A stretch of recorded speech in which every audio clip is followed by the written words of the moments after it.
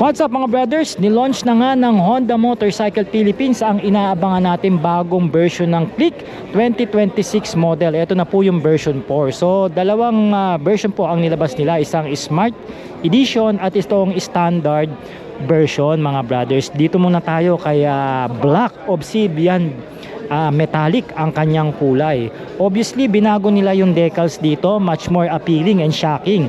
At yung bagong hulma na rin yung kanyang headlight ngayon na much more V-shape at mas malakas po ng 10% ayon sa Honda Motorcycle Philippines. Isa pa dito, dinagdagan din nila tong standard na mayroong USB charging port. Standard na po ito.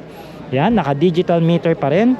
At pagdating naman sa makina, mas pinagaang daw ito ng 10%, no? So mas gumaan ngayon si Click 125 at saka yung coolant niya mas inimprove po at nilesen yung coolant capacity.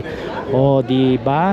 So once again mga brothers, ilalabas daw ito ngayong month ng February, sabi ng Honda Motorcycle Philippines sa kanilang mga dealer. Kaya nga naman sa mga gustong maglabas ng financing, maaari po kayo mag-PM sa ating Facebook page o di kaya naman mag-call and text sa ating cellphone number kung gusto nyo pong mag-apply ng online at subukan nyo po ang serbisyong Sort Moto. Legit at maaasahan mga brothers. Alright.